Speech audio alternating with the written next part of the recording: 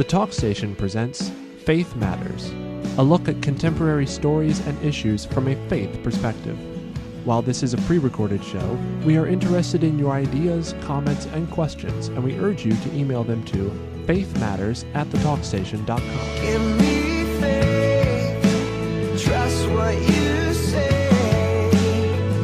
that you're good and your love is great. I'm broken inside, I give you my life. And now on the Talk Station, Faith Matters. And welcome to another program here on Faith Matters on the Talk Station. I'm Ben Ball, along with Reverend Robert Cornegie and Bishop Doc Loomis, and we welcome you to another program as we take a look at some of the stories out this past week that have to do with the intersection of our faith and our life on this planet. Let's see, what do we have in our first one here? This comes from U.S. News and World Report. Obama administration trans rights challenged again. Well, I forgot to say good morning, gentlemen. Well, good morning, gentlemen. How are you? Good morning. Good morning. Sorry, a little close there. All right. Yes, perhaps. The story starts, again, this is written by Kimberly Leonard. Several states and religious affiliated groups filed a lawsuit in federal court Tuesday against the Obama administration's rule banning discrimination against transgender parents, saying that it would force them against their judgment to perform patients, I said not the parents, transgender patients, saying that it would force them against their judgment to perform sex change operations on children. The lawsuit takes issue with a rule delivered in May by the Department of Health and Human Services under President Obama's health care law, commonly known as Obamacare. The rule banned discrimination on the basis of sex, including gender identity, among providers that receive federal funds. So under this rule, health providers cannot refuse care to transgender patients that is typically offered, but the government didn't specify what medications or procedures should be included. For instance, a doctor cannot refuse to provide a pap smear to a transgender man simply on the basis that he's a transgender if that doctor typically provides such care to patients. But this goes on, as ridiculous as that sounds. This goes on to say that, again, and I know of local concerns on this topic about children who their parents believe that what they're saying about how they understand their own gender identity warrants surgery to make that so. And Doc, you're rolling your eyes and your head, and you're I'm rolling every part of my body. I can't believe this. Hard to contain yourself over this. Yeah, well, it's such a great argument. The argument is that if a young 10-year-old decides that he's a girl today and we don't do the surgery, then he'll have to endure the hardship of imagining he's a girl until he's old enough to get the surgery on his own. Correct. Wow. Yeah. What honestly is going on here? Well, and this follows the ruling out of Texas, out of circuit court there. I forget which number, but it was out of the court that put a halt, a stay on the administration's order to schools to respect transgender identity and allow boys who say they're girls to use a girls' locker room. That's Fort Worth, the same place where this is going forward. Yeah, that's right. Same group. Be heard by the same judge. Same appeals probably. court. Yeah, exactly. And there's no coincidence there, I don't think. I think they're looking for this guy. And, I have to admit, that, the procedure that they discussed in there, that if a man wanted to have one, I don't know what that is, and I really don't want to know what that procedure does. But why in the world would that even occur? I mean, that's how when agendas and politics step in the way of medical science, we've got a real problem. When you've got a government, insisting and with the force of law that doctors have to do things that are contrary to medical science, then we're going way, we've crossed the line. You've got bureaucrats telling you that you have to administer hormones to young kids in order to fulfill their fantasy that they're a different sex or they think they want to be a different sex, when medical science clearly demonstrates that that can have long-term harmful effects, even life-threatening effects. So here's medicine looking at the government saying this is not a good idea, and government saying, yes, but we have to be open and inclusive, and we have to be fair. Well, now this article begs to differ with that, as well as it says that advocates for transgender rights and numerous medical associations have said that medical care related to transitioning, including taking hormones or receiving surgery, is medically necessary. Groups like the American Academy of Pediatrics have said that most children who identify as transgender into their teens will continue to do so throughout their lives, and have opposed laws that discriminate against transgender children. But that's conflating two issues. It's saying that in most transgender situations, the taking of hormones is not a problem. But then it conflates that with another one where pediatricians are saying that most kids who begin by thinking this are going to carry through that thing through their life. Those two things aren't really related. The reality is that any pediatrician will tell you that when you start putting hormones into young kids, it has long-term negative medical effects. They just skirt that issue. Completely. That's exactly right. And 3 cheers for the Christian Medical and Dental Association in particular, because they allege that the rule would require doctors to administer hormone treatments on adolescents, and even when their parents agree with the child, that they're saying, look, these treatments are dangerous to development and unethical, and so they're party to this lawsuit. So among a lot of other groups as well. Right. So here it is. It's always the devil's in the details. Well, and this is an outgrowth, if you will, of the Obamacare. And it's a policy that was developed by the Health and Human Services group. Right. And so we're just seeing a partisan agenda being played out here. That is, and to go along with that, the ruling again, talking about the timing of this, following the other ruling in Texas that put a stay on the order to schools, is that in that ruling, the judge said, and I'm paraphrasing here, I don't have it in front of me, but that judge said there's no way that you can read the original intent of Title IX to say that sex means whatever you say it is. Correct. That sex clearly under Title IX means biological sex. That's right. Biological gender. And so they're dovetailing off of that pretty demonstrative ruling to seek a stay of this order, of this mandate. Yeah, it's interesting. The Justice Department has kind of stayed out of this. They haven't moved into this. So it's because they know this is a hornet's nest, that if you start cracking this thing open, it's going to be madness and mayhem. There are going to be lawsuits going all over the place. So it'll be interesting to see how this appeals court handles it. Your point about the parents sometimes agreeing and wanting to have this for their children, I think also speaks to a larger issue for us about parents, their helicopter nature, or their idea that whatever she wants, whatever he wants. Well, it's a feeling issue rather than a fact issue. The facts are clear. I mean, Johns Hopkins, these people don't play around. I mean, they're serious, and they've done studies. Johns Hopkins was one of the first hospitals to do gender reassignment surgeries, and they quit doing it because it was destroying the lives of the people that they were doing. I know there are always exceptions, but they as a policy, this was years ago, they stopped doing it, and they've just come out with a new report that you're not going to see on the mainstream media.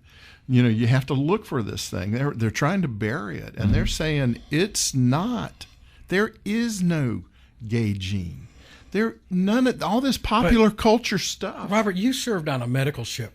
You and your wife both, who is a nurse, and so you know the Hippocratic Oath, right? Do no harm. Remember when medicine was that oath was the oath that physicians took upon their graduation, even if they were indentured physicians. Right. And it says in part, I'll use treatment to help the sick according to my ability and judgment, but never with a view to injury and wrongdoing.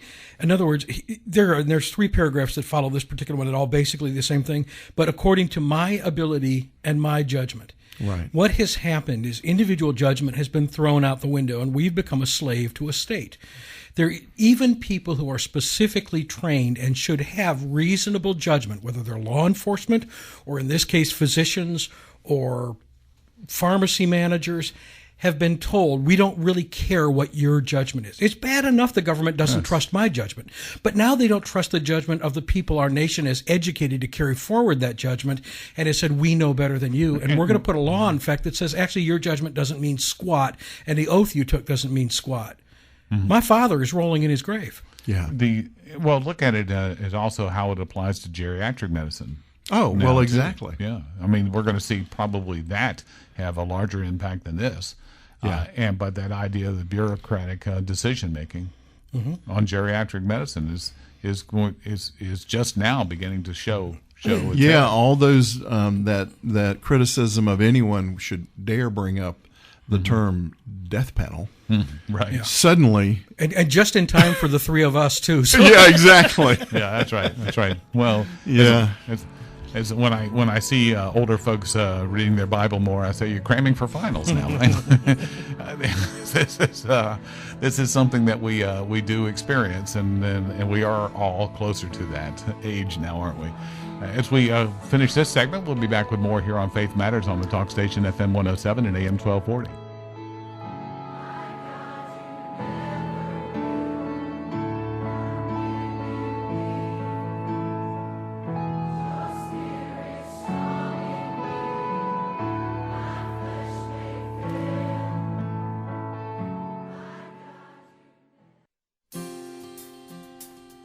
Welcome back to Faith Matters here on the talk station, FM 107 and AM 1240. And thanks for joining us here this morning on the program. And I'm Ben Ball, along with Reverend Robert Cornigan and Bishop Doc Loomis. Our next article we want to talk about comes from, this is from WTKR in Georgia. It says, Georgia County fights plan for mosque.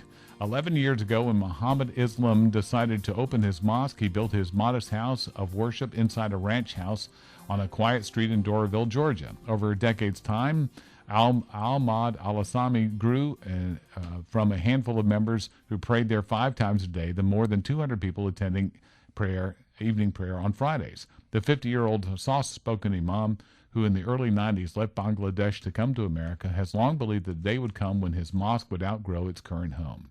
So he's looking to build a larger mosque. He looked far and wide. He found 135-acre plot 40 miles southeast of Atlanta. The undeveloped land was pretty cheap, across the street from a Baptist church with an adjacent cemetery. Only the fraction of the land would be needed for the mosque. The rest had the potential to develop into a park, housing, school, and other things as well.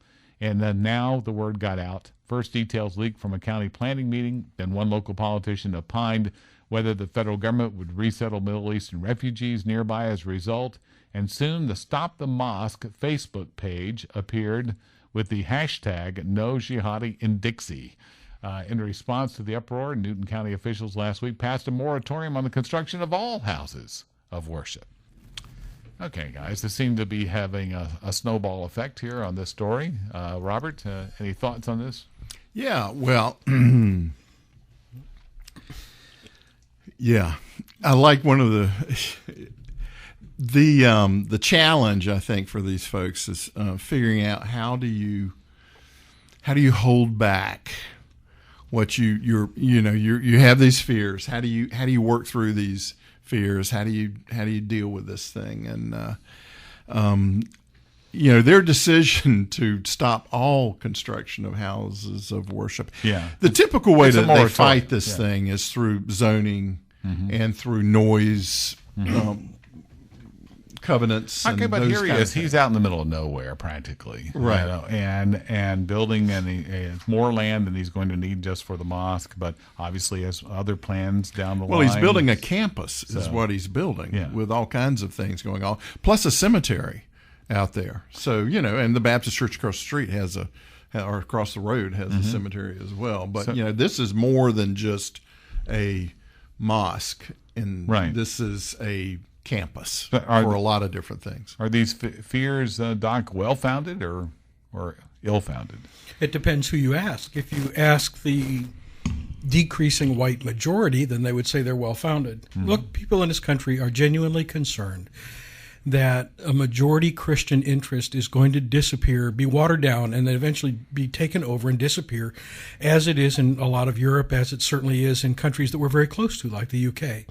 People have, I think, a legitimate fear that that is happening. Whether they're responding in the correct way or not is I guess that's an open question right now. But there's no question that that people are afraid. But on the political conservative side, don't we want to say that we don't want government interfering with our houses of worship? We say, oh, but you can if it's their house of worship. Well, it's a difference between your local government, which, I mean, the government that's the best is the government that's closest to you. I mean, that's kind of the rule of thumb in the way we run our country, right? Well, that's local government represents. It's not the way we run our country, but it's the way conservatives would want to. That's the way we would like to see it. That we have a voice, and typically we don't. The further the government gets away from the local government, then you've got these problems. And so what they're feeling is that there's a federal insertion into this thing that you cannot discriminate. Now, what they're saying, and what the outworking of that is that you can't voice your concerns. You just have to shut up and not be able to talk about these things. And our system of government, constitutional republic, is based on the free exchange of ideas, that we're able to talk about these things. We can work through this as a group, as a community. And when something comes in, how do we handle that? It's, there are a lot of accusations being thrown around in this thing that I think some may be appropriate, some not so appropriate. I mean, obviously, there are people that are opposed to any Muslim coming in the area. They're scared to death that something's going to happen. The media has blown a lot of this up. There's real anxiety about it. That's the whole thing about bringing in Syrian refugees, because there's a mosque there. I mean, where does that come from?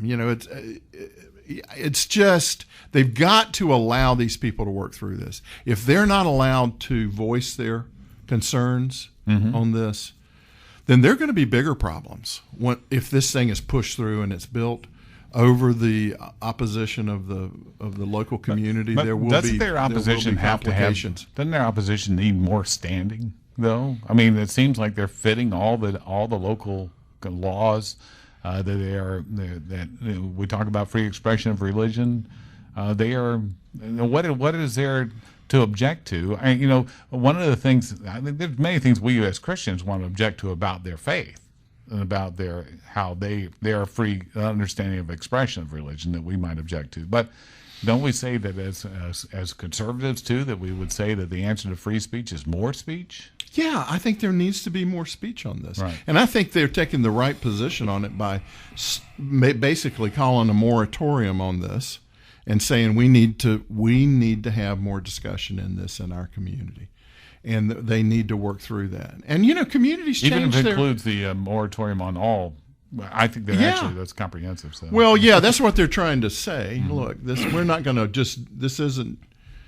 Yeah, obviously it is, but they're what's to eliminate being sued for discrimination? Exactly. Right. They're saying, okay, let's just stop it all and go forward with it once we can come to a position. But yeah, it's tough. The cities have been dealing with this for a while. Remember the outcry in New York City when they wanted one of the buildings that was involved in the 9/11 event. They wanted to turn it into a Muslim family center kind of thing, and there were objections and a lot of heat there. Talking back and forth. But also one of the solutions for that supposedly was, well, just not here because of the symbolism, but somewhere else. Well, this is the somewhere else. Yeah. This is very much the somewhere else. Well, it's always in somebody's backyard. Right. That's it's like the wind turbines and everything else that we talk about down here. There are always going to be people that are going to say. And that's why they'll sue under the RLUIPA. That's the religious land use law, because that's specifically what it's there for, to keep communities from doing what this community is saying. Right. But having said that, let me just be real clear on something. Imagine that a group of, I don't know, it's 1940 and a group of German citizens move here. And they create a walled community, a campus, and they buy all kinds of very legal weapons, and they fly Nazi flags only in the campus where they can see them. Would the community have a right to object? Yeah, that's all right. This is the question for this situation. There is a real threat, because there is a real series of anecdotal stories out of Europe and now the UK that these folks that are coming here are not really the all-American, all-law-loving, all-patriotic people, that they have a religion that actually has a code of law that is different. So while they may embrace this nation for a time, the goal is not to simply blend in.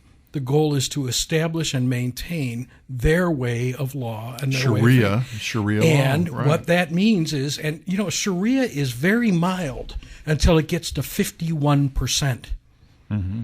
And then the minority becomes the infidel. And I think people have a real, genuine concern that that's what they're doing. This isn't about America and talking. This isn't about freedom of speech. This is about the day that 51% takes away that freedom of speech and we turn into the rest of the Muslim world. But at what point do we say this and that, well, this nation is about freedom of speech and it is about free expression of religion? Do we have a tipping point where we say, oh, well, we're willing to suspend that for now? Yeah, I think there is a point. I mean, we've seen that historically. Is it yelling fire in a theater? But no, I mean, there is a point where the state has an interest in preserving peace. Mm-hmm. I mean, that's the way that works. Government, the state, has an interest and a vested interest in that. And so if you've got two worldviews, now there's some big assumptions being made here. That's why I think there has to be more due diligence on this. But if that vision of the mosque and their vision of society is in conflict with the Constitution and the vision of the people of that area and whatnot, then we've got a real problem there. But that has to be worked through the court system. I mean, that's all we've got is to go through that. So that's where this will eventually go. It's going to go through the court system. So, but right now, I think a lot of people are going to say, what is the difference between if the Baptist church had started in a little downtown setting and outgrew itself and wanted to build out on the outskirts of town? What's the difference? Well, and again, that's where you look at the vision, the founding vision of these organizations. Baptist Church, last time I checked, most Baptist churches, there are one or two exceptions, sure, but they're not. Westboro would be an exception. They're not largely involved with world domination. No, really. Exactly. There's not militancy and violence involved with this. Right. And it may not. These people may be perfectly clear of that, but that needs to be clarified. But that is how the Georgians feel, and I agree with you. There needs to be more conversation. But at this point, that's their emotion. Right. Exactly. We'll have more to come here on Faith Matters on the Talk Station, FM 107 and AM 1240.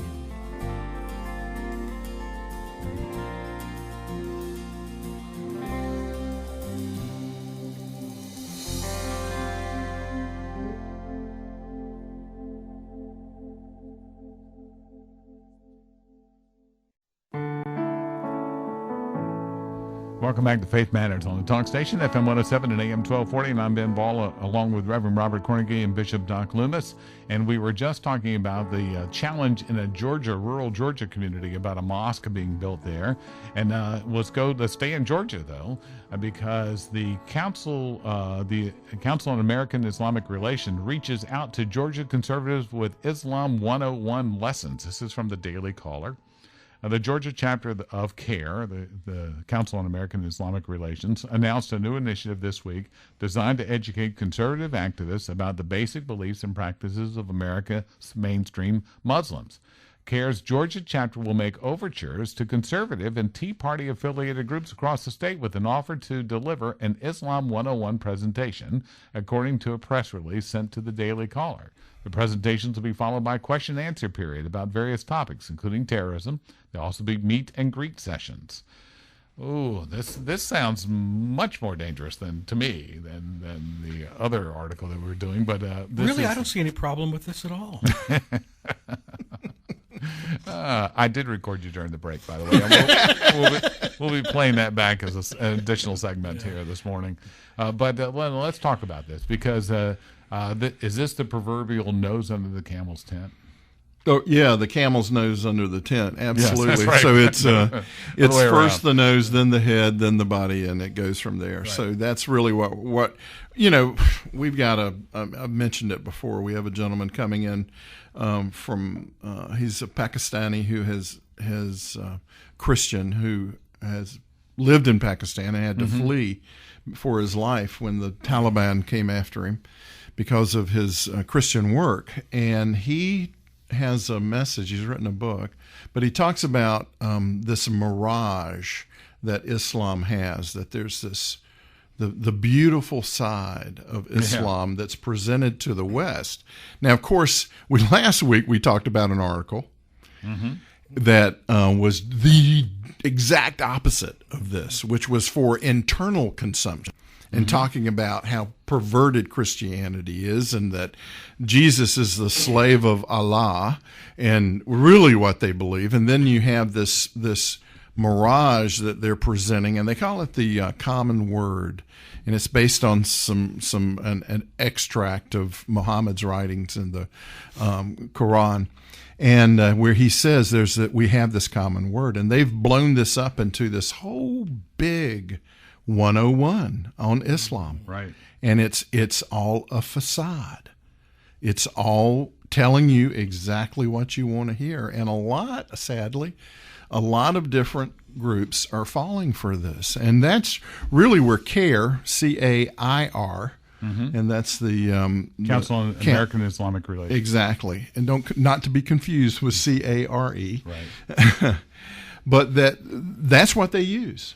And it's only used in the West, and it's only used with other religious people, and particularly monotheistic religions, so Christianity and Judaism, and it's a mirage. I'm having a hard time understanding that any Tea Party group would want to hear this from CAIR. I mean, CAIR's reputation among conservatives and Tea Party activists is not good. But Ben, look how many people in our churches, and we are all, the three of us who are at churches, are perfectly willing to listen to a prosperity gospel message. Yeah. They may not be hearing it out of our pulpit, but they'll listen to it. And they'll even be swayed by it, and they'll send money to prosperity gospel boys and girls on television. Because it sounds Christian. Because it sounds so wonderful and inclusive. And so when you say to a Christian group who's already swallowed prosperity gospel that we have the same God and his name is Allah, but you call him Jehovah, but he's basically the same guy.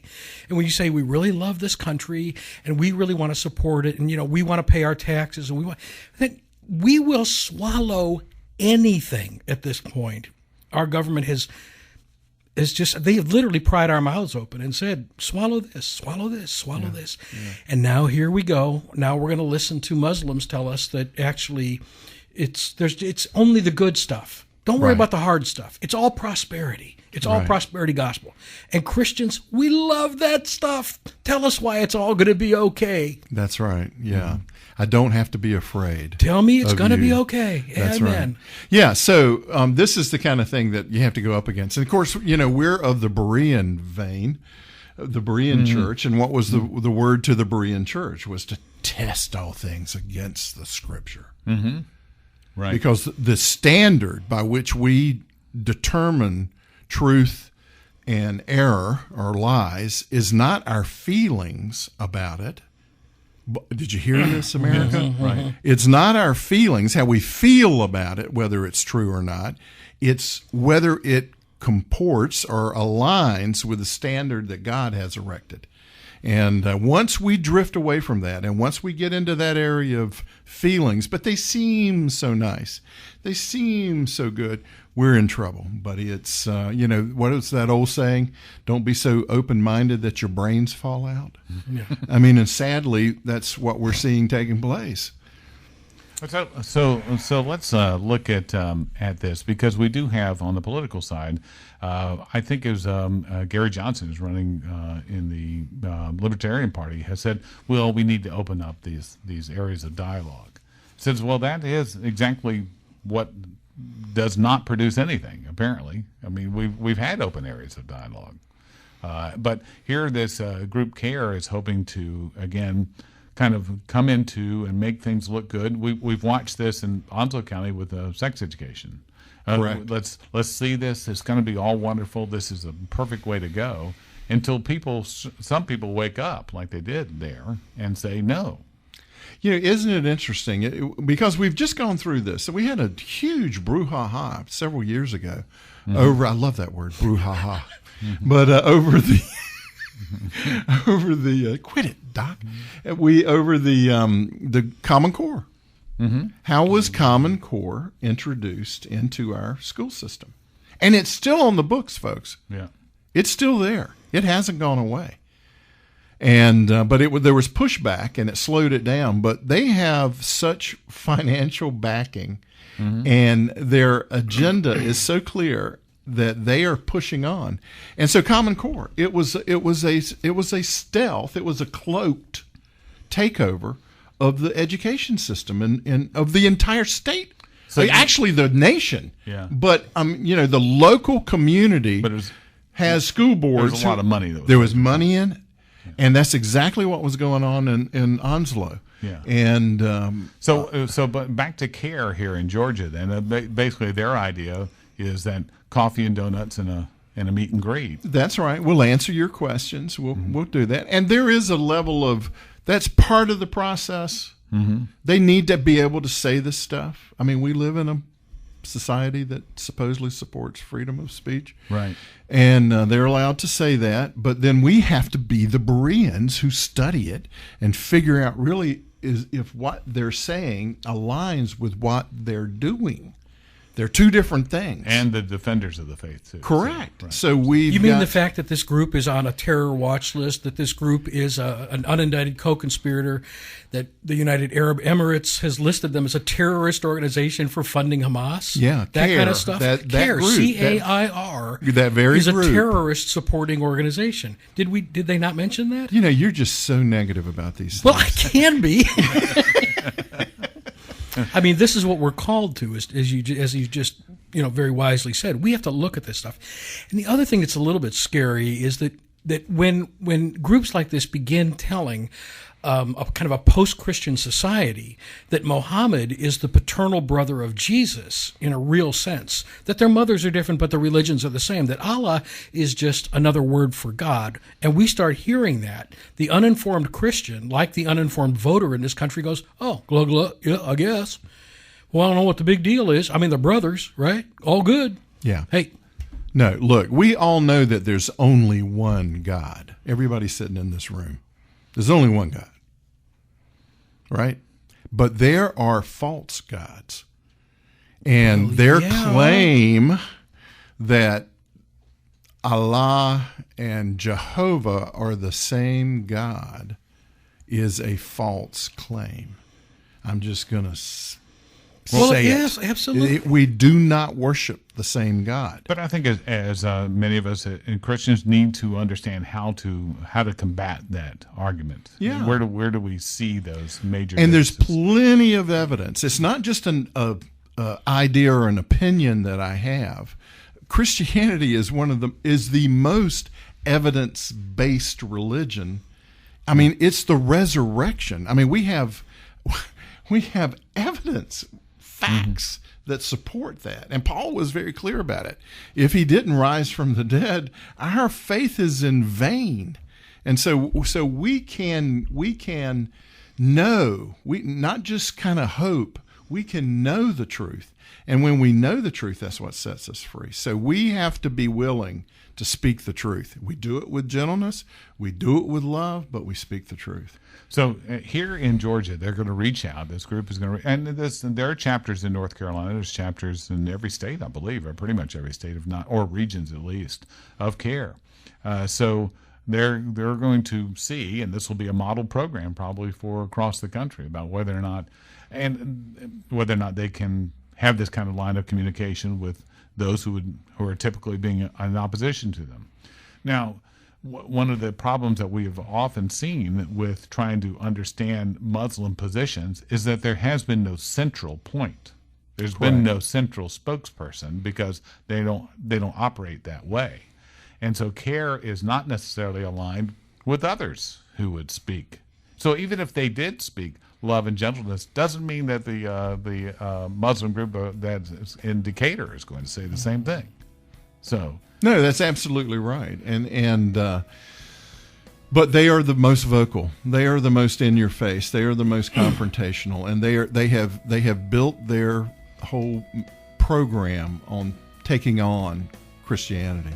More to come in a moment here on Faith Matters on the talk station FM 107 and AM 1240.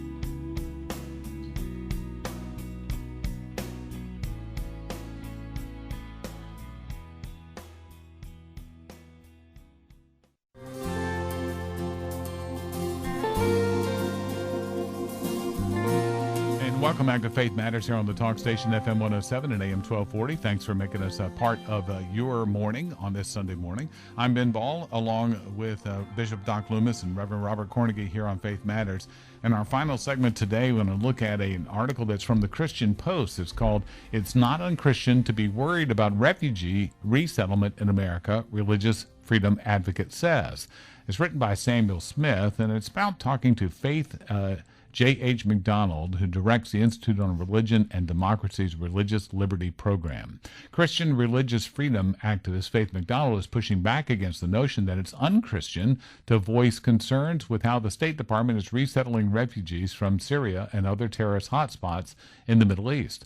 McDonald, the director of the agency I mentioned there, and she's also on the Religious Liberty Programs and Church Alliance for New Sudan, and told the Christian Post on Monday that it's reasonable for Christians to voice concern about how the State Department is resettling only a minuscule percentage of Christian refugees from Syria, and voice concern that havoc being wreaked by Muslim refugees in Europe could also occur in America. Well, this kind of dovetails off of some of our other discussions this morning. And Doc does. I think you agree that she certainly has a point here, but she also has experience in this. And is this a voice to listen to?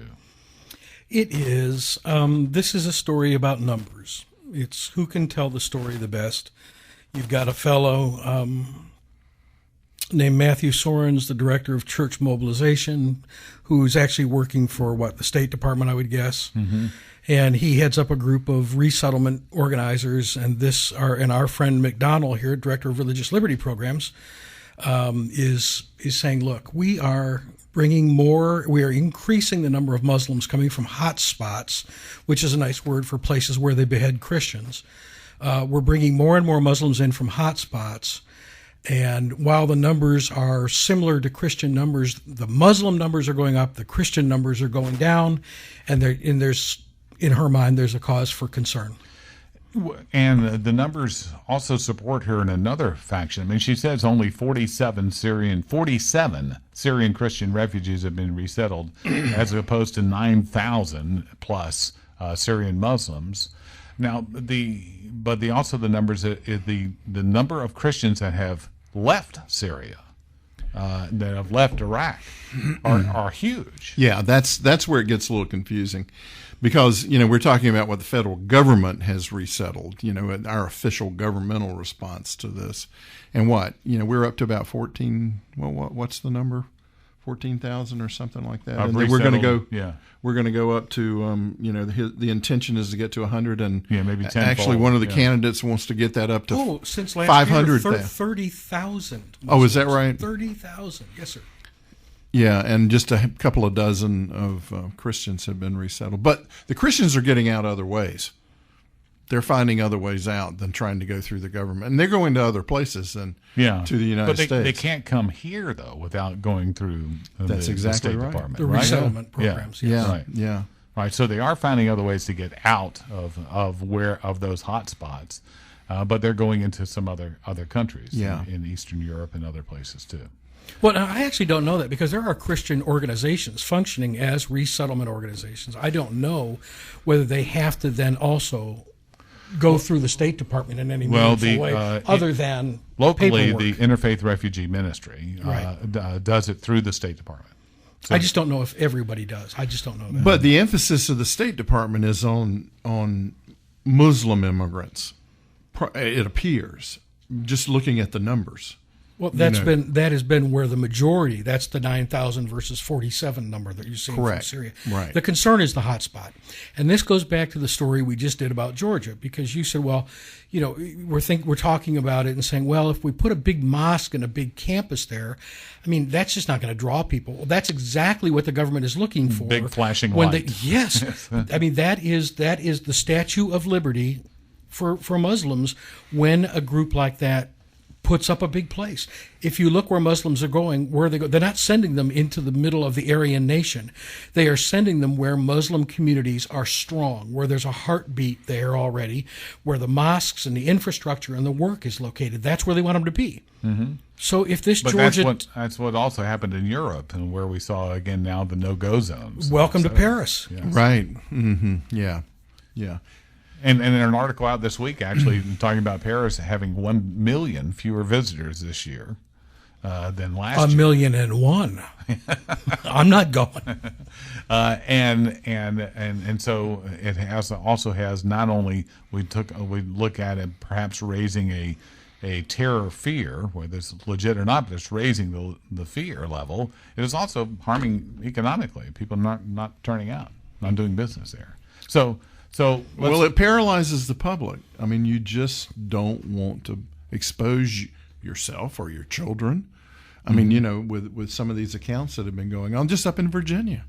I mean, we had an attack on a couple, just kind of minding their own business, and this guy attacks them, and so yeah, we're in a dilemma now. I like the article. The thrust of the article is that they're calling, the critics would say that's a knee-jerk reaction that Christians should just open their arms and let anybody in, and there is a process in doing this. And so I think we, as Christians, we need to make sure we have a in the old sense of liberal immigration policy, right, that is wisely developed. I mean, because we do have tenets about hospitality, right? Absolutely, we do that, and it's we've talked about it before with the illegals coming across the border. What's the church's response? What should the church do? The church should help them any way we can in their immediate needs and help them go back to come in the proper way, the legal way. There is a legal way to come into this country, and that's what the church should do. Far as I'm concerned, now not everybody agrees with that, but in the church. But that to me is a very wise, prudent way to handle these kind of things. We also have to be very careful because, as the article points out, and it's very clear, except on my cell phone, except on your cell phone where it's coming up very blurry. Yeah. A lot of what the State Department does in the resettling process goes through the recommendations of the United Nations. And the United Nations are the people that set up these camps across borders. So people fleeing Syria will wind up at a UN camp. The challenge with that is that a lot of Christians won't go to the UN camps because of the persecution that's there due by the radical Islamists. Right, and so if they're not in the camp, then they can't be recommended. And so the numbers are going to be dramatically low. Now we are starting to bring people here from Lebanon, Christians that fled, but that's a pretty new process. Right now, it's a lot of folks from Iraq and a lot of folks from Syria, legitimate hotspots, and they're not largely Christians because the Christians aren't largely affiliated with the United Nations, ergo not largely affiliated through the State Department. But one Resettlement of the issues with vetting, et cetera, and trying to balance these scales is the same issue that Donald Trump had, and when he said about a temporary halt on Muslims coming to the U.S., is that there's no card for that. There's no membership card that says you're a Muslim. Now he's refined that later to say from those hot spots, Iraq and Syria, right? But the same thing here is even it says at the end of the article that arguing that expediting Christian refugees would cause other refugees to lie and just say they're Christian. Right. And we have enough problem. No, with say we're that's not new. We had that problem at home. What's the problem with it? So, but again, the idea is that where is the vetting actually going to demonstrate that person's faith if that is a desired criteria?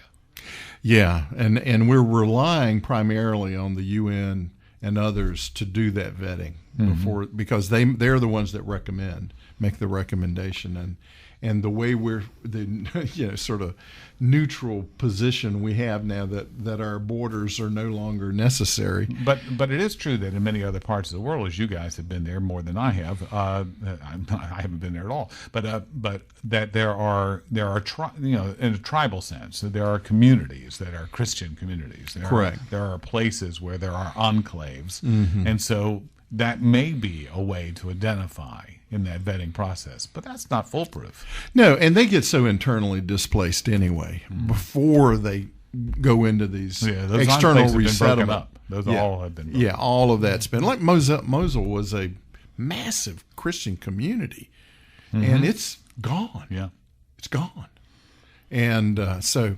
Yeah, this is if these things were but thanks easy to the United States Marine Corps and the local military, it's going to come back. Yeah, that's right. Shout out to the United States Marine Corps, yes, who is very officially not there.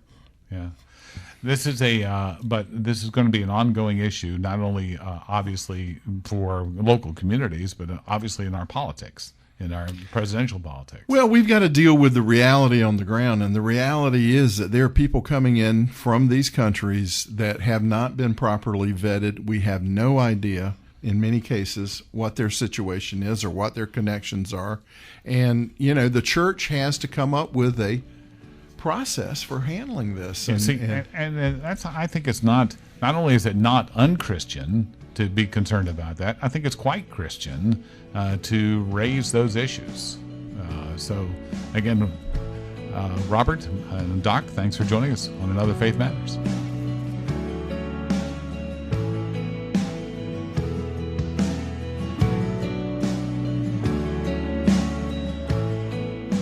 Thank you for joining us for Faith Matters. Email your comments, questions, and suggestions to faithmatters@thetalkstation.com.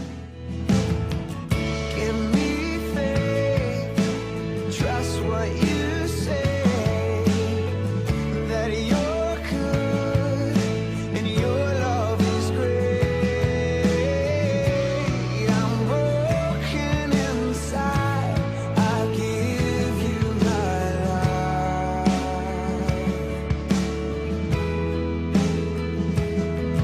Give me faith. Faith Matters is a production of The Talk Station.